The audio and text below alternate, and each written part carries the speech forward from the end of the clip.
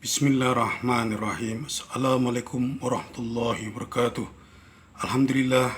Allahumma sholli ala Muhammad wa ala ali Muhammad.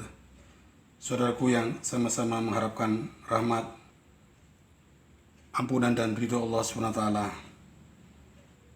Pada kesempatan kali ini kita akan menyampaikan sebuah kisah dengan judul Zuhud bukan lari dari dunia. Pada saat Rasulullah SAW masih hidup, para sahabat masih betul-betul hidup sesuai dengan tuntunan agama. Pada era Khalifah Abu Bakar dan Umar bin Khattab, kehidupan umat Islam masih berjalan sesuai ketentuan agama.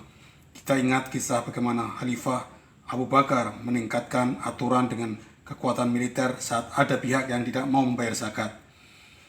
Pemihakan Khalifah terhadap kaum miskin seperti yang diperintahkan oleh Islam masih dijalankan dengan sungguh-sungguh.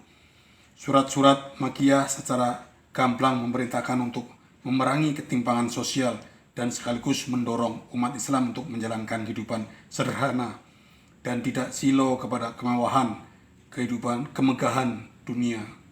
Kezuhudan tidak menjadi penghalang bagi Khalifah Umar bin Khattab untuk memperluas wilayah negara Islam.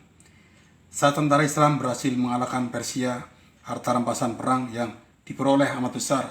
Hal itu membuat sebagian sahabat tergoda oleh kenikmatan dunia. Umar sama sekali tidak tergoda. Umar sangat serius memerangi kemiskinan. Upaya memerangi kemiskinan terlihat dari kebijakan Umar, misalnya mengambil sebagian harta sahabat yang kaya dan memasukkannya ke Baitul Mal. Di samping Abu Bakar dan Umar, di situ ada sekelompok orang yang tidak tergiur kenikmatan dunia dan menjalani kezuhudan serta menekuni Al-Quran sehingga disebut qurra. Seperti yang diajarkan Rasulullah, nilai kezuhudan tidak membuat mereka berdiam diri melihat kemungkaran dan tidak acuh terhadap masalah dunia. Mereka bergabung dengan pasukan yang dikirim Abu Bakar untuk memerangi orang-orang yang keluar dari agama. Pada masa pemerintahan Khalifah Utsman, kesenjangan sosial yang pernah ada pada masa jahiliyah mulai hidup kembali. Jurang antara kaya dan miskin makin lebar. Hal itu terjadi karena Khalifah Utsman memberikan sebagian harta yang diperoleh dari penarikan pajak kepada keluarga dan kawan-kawannya.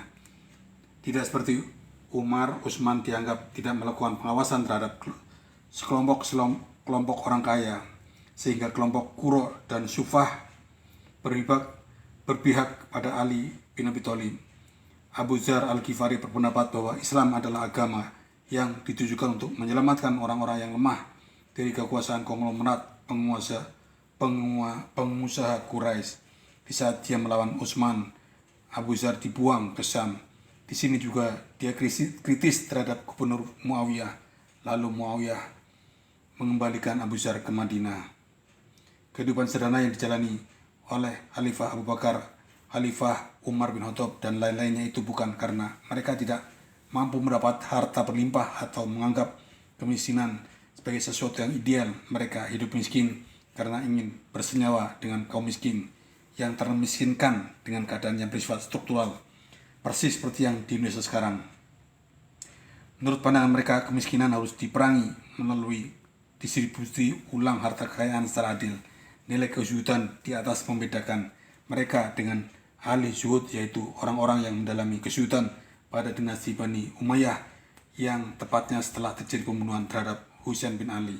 Mereka meninggalkan dunia dengan segala permasalahannya, disertai perasaan takut yang sangat mendalam terhadap siksa Allah, berlebihan dalam memandang pahala darinya, serta berlebihan dalam memandang maksiat dan dosa. Jadi yang terakhir itu lari dari dunia, sedangkan kelompok zuhud yang pertama tidak lari dari dunia. Dia tetap berada di dunia, tetapi memegang prinsip-prinsip kezuhudan sesuai apa yang dicontohkan oleh Rasulullah SAW. Semoga bermanfaat apa yang disampaikan tadi. Kurang lebihnya mohon maaf. Kita tutup dengan doa kiflan majlis. Subhanaka Allahumma rabbana wa bihamdika asyhadu an la ilaha illa anta astaghfiruka wa atubu ilaik.